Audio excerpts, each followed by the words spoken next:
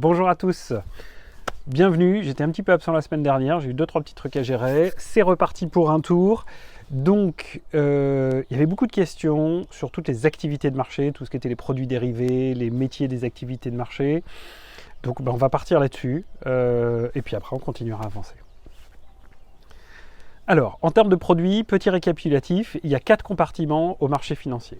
Actions, taux, change et matières premières. Actions, taux, change, matières premières, ce sont les 4 compartiments, les 4 grandes classes d'actifs qu'on peut acheter ou vendre sur les marchés financiers. Maintenant, ces 4 compartiments vont se diviser en types de produits. D'abord, des produits qu'on achète au comptant, des produits cash. Les trucs que j'achète au comptant, cash, spot, règlement immédiat, je paye tout de suite. Voilà. Par exemple, sur le marché action, c'est quoi un produit cash? Qu'est-ce que j'achète au comptant sur le marché action? Ça sera une action. Voilà, ça c'est un produit cash action. Sur le marché de taux, sur le marché de la dette, qu'est-ce que j'achète au comptant? Un titre de dette, une obligation par exemple. Et petit rappel, quand j'achète une obligation, c'est que je prête de l'argent. Quand j'émets une obligation, c'est que j'emprunte. Donc le produit de taux le plus cash, le produit cash de taux le plus simple, c'est un prêt ou un emprunt, tout dépend de quel côté on se place. Voilà.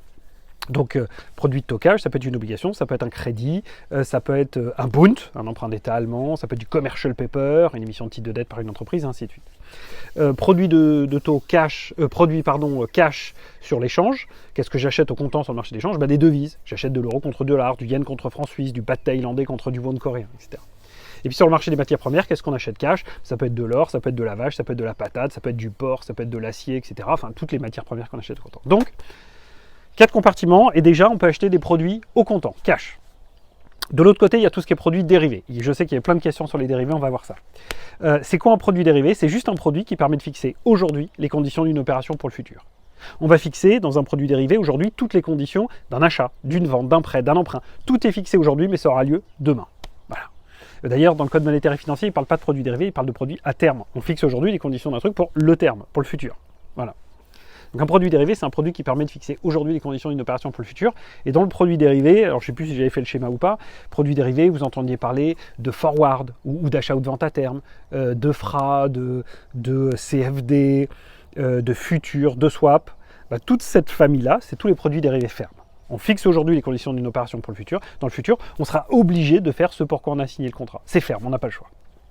Voilà. De l'autre côté, on a tout ce qui est produit dérivé conditionnel. Options, cap, floor, varant. On fixe aujourd'hui les conditions d'une opération pour le futur, puis dans le futur, c'est conditionnel. On veut utiliser le produit, on l'utilise, on ne veut pas, on laisse tomber. Voilà.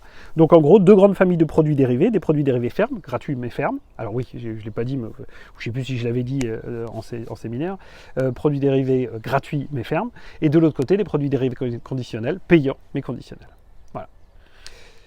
On fait ensuite des petites vidéos sur les produits dérivés fermes, comment on valorise un produit dérivé ferme et comment on valorise des produits dérivés conditionnels. On se voit demain là-dessus. Surtout, vous n'oubliez pas, vous prenez soin de vous, vous prenez soin de vos proches. Et voilà, je pense bien à vous. Bon courage.